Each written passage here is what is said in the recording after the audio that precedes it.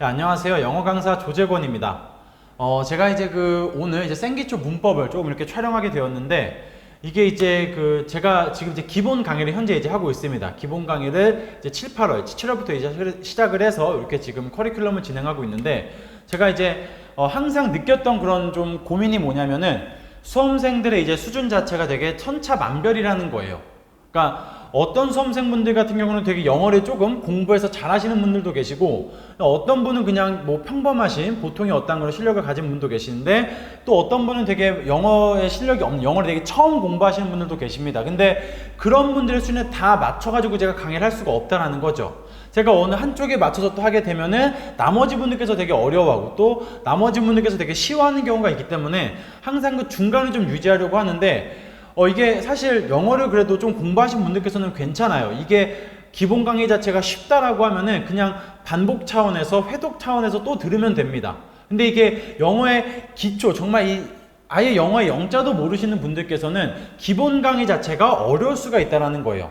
그래서 이제 그런 고민 때문에 정말 영어의 영자도 모르는 분들을 위해서 이 생기초 문법이라고 하는 걸 좀 찍게 되었고, 만약에 본인이 이제 기본 강의를 듣고 있는데 이해가 안 된다. 저 선생이 도대체 뭐 동사의 3단 변화라는 거, 뭐 부정문, 뭐 의문문 이런 것들이 잘 이해가 안 된다라고 하는 이제 그런 이제 본인이 스스로 느끼겠죠. 그런 수험생들의 경우에만 이 강의를 보시면 되게 도움이 될 거다라는 어떤 그런 생각이 듭니다. 이렇게 해서 생기초 문법을 하게 되었다라는 거 좀 이제 말씀을 드리고, 사실 이 과정 자체가 되게 길지 않습니다. 뭐 생기초라 그래서 막 또 제가 뭐 한 달, 두 달 강의하는 게 아니라 짧고, 최대한 이제 짧고 굵게 딱 이 정도라고 하는 그 최소한의 어떠한 그런 용어를 써서 최소한을 갖다가 제가 압축시켜서 넣어놨기 때문에 시간도 많이 들지 않을 거기 때문에 이제 수험생분들께서 좀 기초가 없으신 분들께 큰 도움이 되고자 이렇게 강의를 찍고 있다는 거 좀 알아주시면 되겠습니다.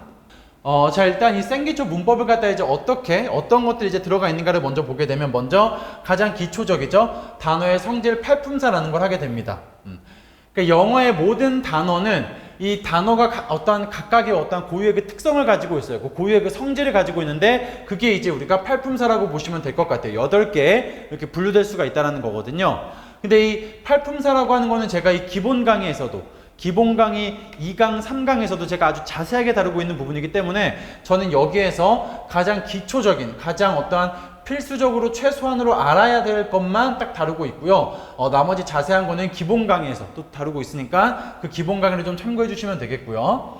그 다음에 이제 동사의 3단 변화라고 합니다. 3단 변화라는 게 있는데, 이게 제가 이제 수업하다 보면은 과거분사, 이 PP라고 하는 개념을 갖다가 제가 여러 번 많이 되게 언급을 해요. 근데 이제 그거에 대해서 이제 제대로 아직 이해를 못하고 그 개념 자체가 되게 생소하신 분들이 있어가지고, 그거에 대해서 한번 다루는 게 동사의 3단 변화가 되겠고, 그 다음에 이 동사의 형태, 영어에서 가장 중요한 게 동사라고 합니다. 그런데 그 동사에 되게 어떤 많은 형태가 있는, 다양한 형태가 있으니까 그 동사의 그 다양한 형태에 대해서 먼저 한번 이렇게 짚고 넘어가는 이제 그런 시간을 갖고, 그 다음에 이제 문장의 종류죠. 영어에도 그 문장에도 종류가 있겠죠. 뭐 평서문, 부정문, 의문문, 명령문 이런 것들을 갖다 한번 어떤 차이가 있고 어떤 특징이 있고 어떻게 의문문을 만들고 어떻게 부정문을 만드는지를 갖다가 한번 봐보는 그런 시간을 갖고요. 그 다음에 부가 의문문이라고 하는 거, 요건 이제 조금 이제 어려운 개념이 될 수가 있는데, 이제 평서문과 의문문을 합친 어떤 그런 개념이 있습니다. 그게 이제 좀 우리나라에서 흔히 쓰지 않는, 영어에서 이제 있는 어떤 그런 문법 같은 건데, 그걸 갖다가 우리가 한번 이제 보도록 하고요. 그 다음에 이 전치사. 사실 이 전치사가 굉장히 중요한데, 제가 이제 기본 과정에서 다루지 않는 것 중에 하나가 전치사입니다. 그러니까 전치사를 제가 뭐 하면 하겠지만은, 전치사는 사실 이게 되게 뜻이 되게 많아요. 그러니까 예를 들어서 in이라고 하는 그 전치사 자체가 뜻이 정말 사전을 찾아보면 여러분들 10개가 넘습니다.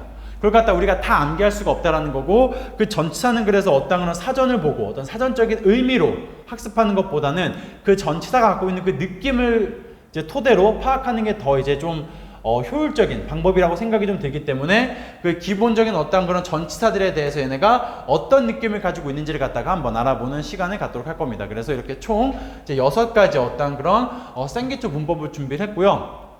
우리가 이제 각각의 그 강의도 되게 길지 않습니다. 뭐 1시간은 넘지 않고, 짧은 거는 10분, 뭐 좀 긴 거는 30분 이렇게 있기 때문에 편하게, 뭐 딱히 이 부가 의문문이나 기본 전치사를 빼고는 나머지는 여러분들 필기할 필요도 없어요. 그냥 편하게 이제 앞으로 봐주시면 되니까 이제 1강부터, 아니, 그러니까 2강부터 이제 나머지 그 마지막 강까지 한번 편하게 여러분들 봐주시면 되겠습니다. 우리가 이제 한번 본 수업을 한번 시작해 보도록 할게요.